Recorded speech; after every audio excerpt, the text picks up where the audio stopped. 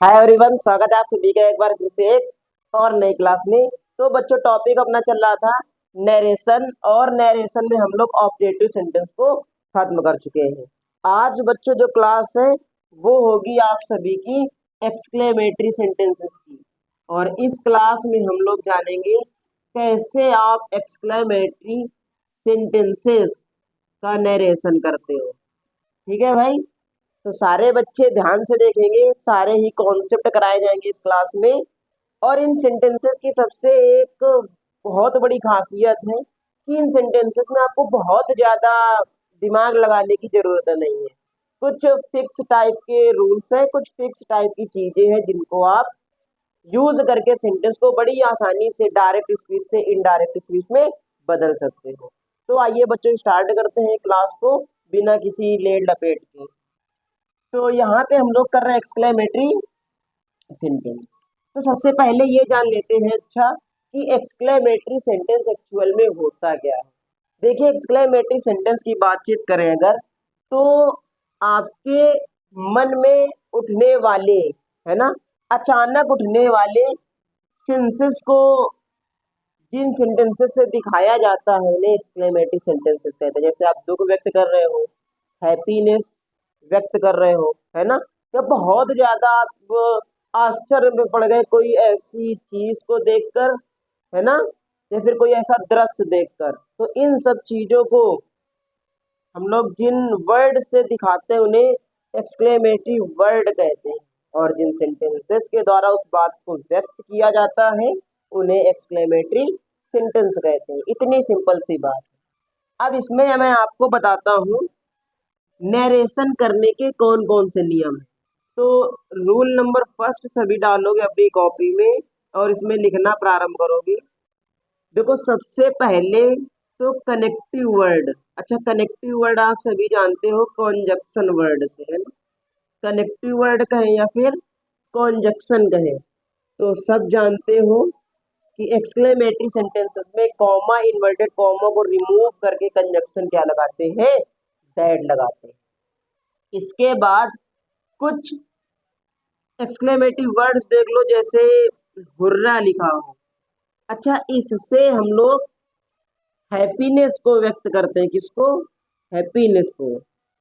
और अगर सेंटेंस में ये वर्ड लिखा हो तो इसे रिपोर्टिंग वर्ब में चेंज करते हैं एक्सक्लेम्ड विद जॉय में। एक्सक्लेम्ड विद जॉय में या फिर एक्सक्लेम्ड विद डिलाइट में। राइट। अगला वर्ड देखो है एलास। अगर एलास लिखा हो रिपोर्टेड स्पीच के अंदर तो एलास से हम लोग सैडनेस को दिखाते हैं, दुख व्यक्त करते हैं। अच्छा, इसको कैसे बदलोगे? इसके लिए रिपोर्टिंग वर्ब को बदल देते हैं एक्सक्लेम्ड विद सोरो में। एक्सक्लेम्ड विद सोरो या फिर एक्सक्लेम्ड विद ग्रीफ में। ठीक है भाइयों, आगे चलते हैं। देखो, हुर्रा हो गया, एलास हो गया। आगे अगर आपको ब्रेवो लिखा हो, ब्रेवो, तो इसके द्वारा हम लोग क्या दिखाते हैं? ब्रेवो के द्वारा प्रशंसा दिखाते हैं, अप्लाउड किया जाता है। या फिर ऐसे कर दो प्रेज, है ना, प्रेज करते हैं, प्रेज को दिखाते हैं। तो यहां पर बदल देते हैं अप्लाउडेड में। अप्लाउडेड, है ना, इसमें चेंज कर देते हो अप्लाउडेड में। इस तरीके से सेंटेंसेस को हम लोग चेंज करते हैं। ठीक है, तो आइए मैं एग्जांपल से आपको करवाता हूँ। हालांकि इसके बाद में और जैसे गुड हेवेंस हो गया, करसीट हो गया, इन सबको मैं आगे करवाऊंगा क्लास में। तो चलिए दोस्तों, ये देखो 3 एग्जाम्पल है। इन 3 सेंटेंसेस में आपको समझाता हूँ कॉन्सेप्ट कैसे काम करता है। ठीक, चलिए। देखो, यहाँ पर लिखा है the student said alas my friend is dead. तो यहाँ पर सबसे पहले लिखो द स्टूडेंट, सब्जेक्ट जैसा लिखा है इसका लिख दिया। अब एलास लिखा है, एलास को चेंज करते हैं एक्सक्लेम्ड विद सॉरो से या फिर एक्सक्लेम्ड विद ग्रीफ से। तो यहाँ पर कर दोगे बच्चों एक्सक्लेम्ड विद सॉरो। इतना काम करने के बाद आपका काम आ जाता है बच्चों, इस कॉमा कॉमा को हटाकर हमें क्या लगाना है, यहाँ पर बच्चों हमें दैट लगाना है। इस प्रकार से आप दैट लगा दोगे। दैट लगाने के बाद ये सेंटेंस लिखा है माय फ्रेंड, चेंज होगा कहाँ से, स्टूडेंट से। ये हो जाएगा बच्चों हिज फ्रेंड। क्या हो जाएगा, हिज फ्रेंड। और ये है प्रेजेंट टेंस में, तो ये बदल जाएगा इसमें पास्ट में, तो ये हो जाएगा वाज डेड। इस प्रकार से बच्चों इस सेंटेंस को हम लोग क्या करेंगे, इनडायरेक्ट स्पीच में कन्वर्ट कर देंगे। आई होप आपको कॉन्सेप्ट आ गया होगा। नेक्स्ट चलते हैं।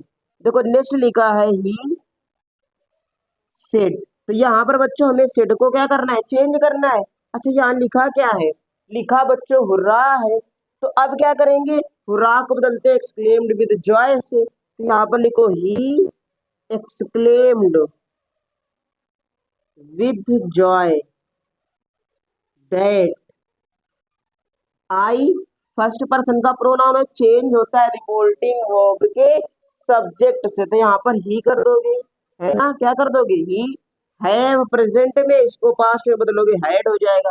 बाकी जैसा लिखा है आप उसी तरीके से लिख दो। इस प्रकार से आपको क्या हो जाएगा, सेंटेंस रेडी हो जाएगा। अब बच्चों चलते हैं नेक्स्ट सेंटेंस की तरफ। तीसरा सेंटेंस क्या है, देखो तीसरा सेंटेंस है the teacher said comma inverted comma bravo you have won the match. तो ब्रेवो लिखा है, ब्रेवो को चेंज करते हैं अपलाउडेड में। कैसे चेंज करोगे, देखो यहाँ पर मैं बता रहा हूँ आपको। ये है द टीचर अपलाउडेड। अब अपलाउडेड के साथ एक फ्रेज लगा देते हो, सेइंग दैट। क्या लगाते हो, सेइंग दैट, अपलाउडेड सेइंग दैट। यानी इसका मतलब है यह कहते हुए, अपलाउडेड सेइंग दैट, या कहते हुए।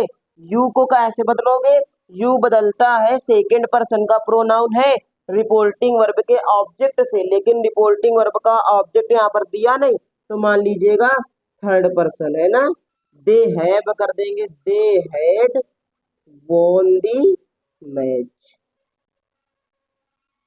इस प्रकार से ये बच्चों आपके रहे तीनों सेंटेंसेस। आई होप आपको तीनों सेंटेंस बड़े बेहतरीन तरीके से समझ में आ गए होंगे, और रूल नंबर 1 जो है आपका क्लियर हो गया होगा।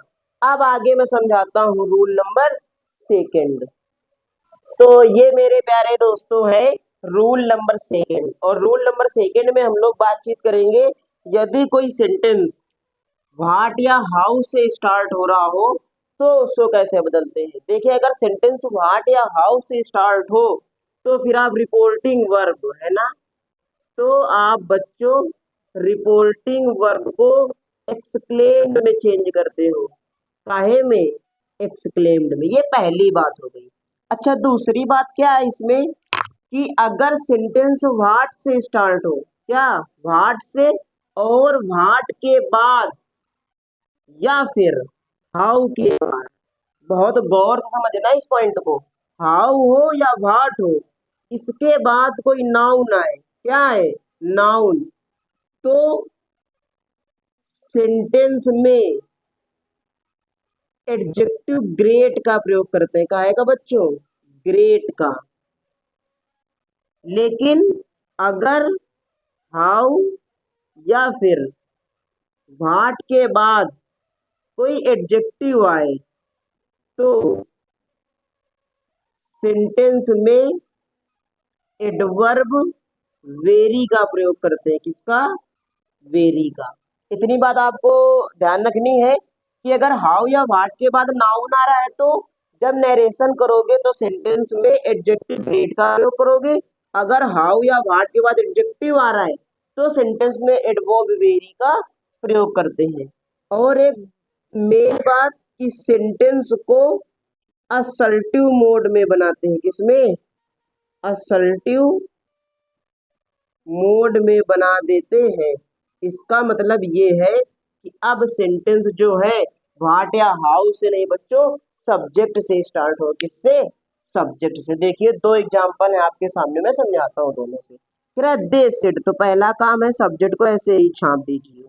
अब व्हाट या हाउ से प्रारंभ हो रहा है तो एक्सक्लेम्ड में बदलते हैं रिपोर्टिंग वर्ब को, तो इसको एक्सक्लेम्ड में बदल दो। फिर कलेक्टिव वर्ड जैसे दैट लगता है दैट लगा दो। इतना तो काम हो गया जैसे पीछे हम लोग करते थे। अब कह रहा है सेंटेंस को बनाना है असर्टिव मोड में। असर्टिव मोड में सेंटेंस स्टार्ट होता है सब्जेक्ट से, तो इस सब्जेक्ट इट को आगे ले आओ। ले आए, ये इज आपका प्रेजेंट बताता है, इसको बदल देंगे पास्ट वाज में, ये वाज हो गया। अब देखो लिखा है what A fall it is, है ना, ये नाउन है तो लिखोगे it was a great fall. क्या लिखोगे? It was a great fall. I hope समझ में आ गया होगा। चलते हैं नेक्स्ट सेंटेंस की तरफ। देखो नेक्स्ट सेंटेंस है he said comma inverted comma how dangerous. देखो हाउ के बाद डेंजरस आ रहा है और डेंजरस बच्चों एडजेक्टिव होता है, ये बन जाएगा he exclaimed, he exclaimed that. फिर से इट से बनाओ, इट वाज। अब डेंजरस एडजेक्टिव है पहले से तो वेरी का प्रयोग कर देंगे, बन जाएगा he exclaimed that it was very dangerous. बन गया। इस प्रकार से आप लोग सेंटेंस को नरेट करते हैं। अब इसी का मैं सेकंड पॉइंट करवा रहा हूं, कौन सा? इसी का पॉइंट नंबर 6, ऐसे सेकंड लिख लो कि यदि वाक्य में गुड हेवेंस आया हो तो रिपोर्टिंग वर्ब को तो रिपोर्टिंग वर्ब को एक्सक्लेम्ड विद रिग्रेट में बदलते हैं, रिग्रेट में बदल देते हैं।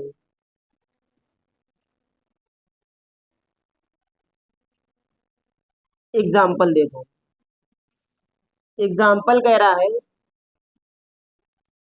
Ravi said comma inverted comma good heavens he dropped his key somewhere full stop inverted comma close. इस सेंटेंस को बच्चों नरेट करते हैं, आइए तो ऐसे बनाओ इस सेंटेंस को, Ravi exclaimed with regret, exclaimed with regret that, third person ही, नो चेंज रहेगा। अब ये पास्ट इंडेफिनिट टेंस है, पास्ट इंडेफिनिट टेंस से बदलता है पास्ट परफेक्ट में, तो हैड लगा देंगे, ही हैड ड्रॉप्ड हिज की, और समवेयर का समवेयर ही रहने देते हैं। ठीक है बच्चों, इस प्रकार से क्या होता है गुड हेवेंस को चेंज कर दे। देखिए कहीं कुछ दिक्कत नहीं है, केवल और केवल आपको एक्सक्लेमेटरी जो वर्ड होते हैं उनको किस किस में चेंज करते हैं, कौन सा एक्सक्लेमेटरी वर्ड किसका सेंस देता है, बस उसी हिसाब से रिपोर्टिंग वर्ब चेंज होती है, बस आपको इतना ही याद करना है। आगे बच्चों हम लोग चलते हैं रूल नंबर 3 की तरफ, जिसमें करेंगे कर्सिड बाय गॉड, है ना, इस तरीके के अगर एक्सक्लेमेटरी वर्ड है तो उनको काहे में चेंज करते हैं। तो अब चलिए साथियों समझते हैं कर्सिड ग्रेट गॉड बाय गॉड को। देखो गुड हेवेंस मैंने पहले समझा दिया, एक्सक्लेम्ड विद रिग्रेट में चेंज करते हो। सबसे पहले इस बाय गॉड को समझो। देखो ये जो है कर्सिड ग्रेट गॉड बाय गॉड ये सब कस्में हैं, क्या है? कस्में हैं, ओथ्स है ना। तो इनको कैसे चेंज करते हो? अलग अलग सेंसेस में अलग अलग भावों में, आइए समझाते हैं। तो कह रहा है सी एक्सक्लेम्ड। देखो बाई गॉड क्या होता है, बाई गॉड को चेंज करते हैं हम लोग सोर बाई गॉड में, ठीक है। तो यहां से लिखो सी सोर बाई गॉड दैट, सी सोर बाई गॉड उसने ईश्वर की कसम खाई दैट कि आई को सी से चेंज करो, सी हैड नेवर एब्यूज्ड, अब हिम थर्ड पर्सन है, नो चेंज रहेगा, तो यहाँ पर हिम लगा दो। ठीक, आगे सेंटेंस आ गया करसिट वाला, इसको चेंज करते हैं एक्सक्लेम्ड विद एन ओथ में, तो ये हो जाएगा he exclaimed with N oath, with N oath that. अब पूरा का पूरा ट्रिक पता है कहाँ है, इस सेंटेंस को चेंज करने में। जैसे लिखा है who could have expected such a turn off event, इसका मतलब है कि ऐसा कोई नहीं एक्सपेक्ट कर सकता है ना, तो अब सेंटेंस यहाँ पर हम ऐसे कर देंगे नन कुड है, none could have expected such a turn of events. और ये आपका सेंटेंस रेडी हो गया इनडायरेक्ट में, और करसिट को आपने चेंज कर दिया एक्सक्लेम्ड विद एन ओथ में, किसमें, एक्सक्लेम्ड विद एन ओथ में, और यहाँ पर बाय गॉड को चेंज किया है आपने सोर बाय गॉड में, और ग्रेट गॉड को चेंज करते हो full of disgust mixed with wonder में। इस प्रकार से आप एक्सक्लेमेटरी सेंटेंसेस के इनडायरेक्ट बनाते हो। ठीक है भाई, आई होप आपको ये सारे कॉन्सेप्ट और एग्जाम्पल समझ में आए होंगे। तो इस क्लास में साथियों इतना ही। इन 11 क्लासेस, ये 11वीं क्लास थी नरेशन की, इन 11 क्लासेस के साथ ही हम लोगों ने नरेशन चैप्टर पूरा का पूरा समाप्त कर लिया है विथ थ्योरी एंड एग्जाम्पल।